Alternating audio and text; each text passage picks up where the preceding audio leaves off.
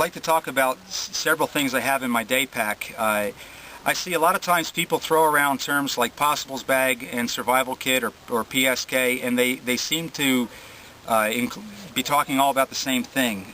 My survival kit and my day pack survival kit and my possibles bag, I look at as very different things. I like to take them out here and explain to you what's in them to a certain degree, but also differentiate between the two ideas, because I think it helps to keep the two ideas separate about what is a possibles bag and what is an actual survival kit. Okay, what I've got here are actually three different systems which I normally carry with me. You cannot go into the bush as a bushcrafter without your Altoids Tin Survival Kit. This is one I carry in my pocket. It basically has a compass, light. I've reviewed this in other places on my channel, and basically this is just a pocket signal direction finding kit, fire kit, and it fits conveniently in the side cargo pocket of my pants. With that, on every day hike I take, usually every time I go into the bush, I carry my neck knife survival kit. I also have a full review on this elsewhere on the channel, so I'm not going to take the time to go through this here. But this is a constant companion, so I always have these two items on my body the entire time. My possibles kit, my possibles pouch, is one that this goes in the center pocket of my Alice pack, and it stays there every time I go into the bush. Every time I really go anywhere, I take this thing with me. Everything in this are things that I'm planning on using if I have to. In a possibles pouch, the idea of the possibles pouch for the mountain man was anything that's possible, you know, that could happen, I've got the things in that pouch to deal with it. So these are things which I actually plan on using if I have to. Kind of things I have in here, I've got SPF 30 sunblock, which I'm using today. Personal medications, there's a small button compass in there and a small thermometer. Extra chlorine tablets, that sort of thing. DEET, of course. I've got my Swiss Army knife here. Wonderful. 4 doses of Starbucks Via coffee in case I run out of coffee. Things like Neosporin ointment. These are not really survival kit items. Some standard items. I've got the Aurora fire starter here with Vaseline, cotton tinder. Recta DP2, the Fox 40 whistle. What else in here? SPF 30 sunblock for my lips. 2 bouillon cubes, Rapadura, which is sugar. PJ cotton treated with Vaseline. My diamond sharpening rod. Big yellow Bic lighter. What else I got in here? Toilet paper from an MRE, moleskin to treat my feet, flocculating chlorine tablets for treating really dirty water, a pen. Basically, these are things which I'm planning on using. Oh, and of course, 6 extra camera batteries in here, some other little items. The idea being, these are all things which I have experienced a lack of when I'm out in the bush. Every time I need to deal with something, or the possibles bag, this is all equipment and things which I'm planning on using, where if I run out of something else, I have extra here.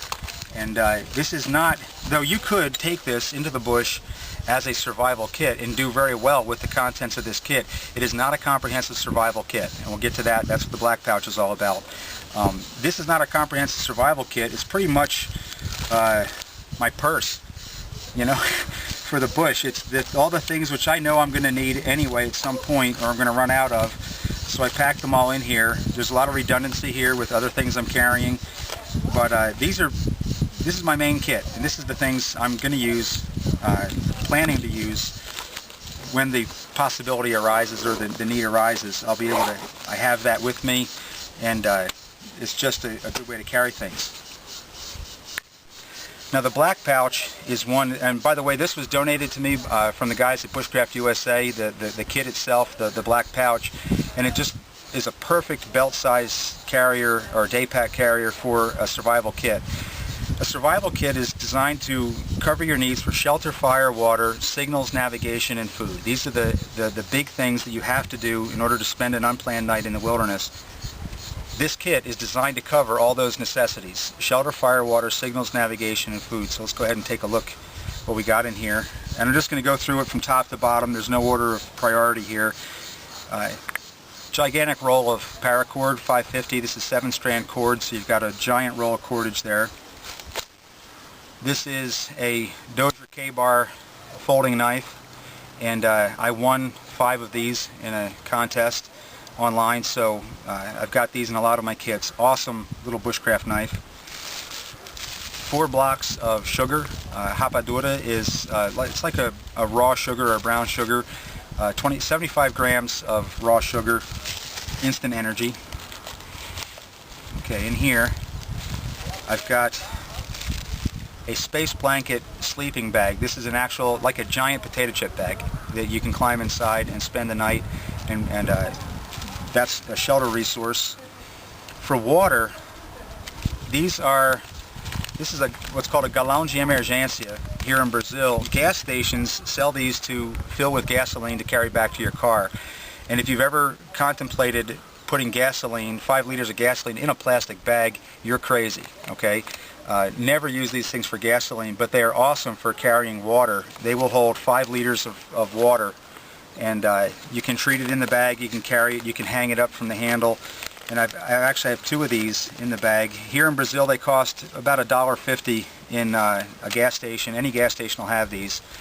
So when I find a gas station that has a nice looking one, I usually buy a couple of them. So I've got 2 of those, so I can actually carry and treat 10 liters of water, which is a lot of water. And then also I've got a unopened package of Potable Aqua Plus iodine tablets. On the back I've written here when I bought them and when I need to replace them, which is 4 of 2013. So I know these have not been opened. They're perfectly good until 2013, mid-2013. Okay, now this is a painter's drop cloth, which is unopened. I bought it packaged like this here in Brazil. This is actually a 2x3 meter clear plastic sheet, which it's kind of thin. They don't hold up to high wind, but they're a great overhead cover.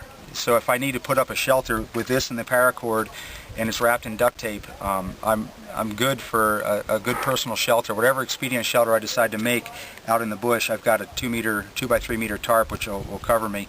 And on the back of it, I've got a pack of MRE matches and a little piece of fire starter that I threw in there, taped shut. So that's another fire maker. And the last thing I have in here is a full unopened 100% DEET insect repellent.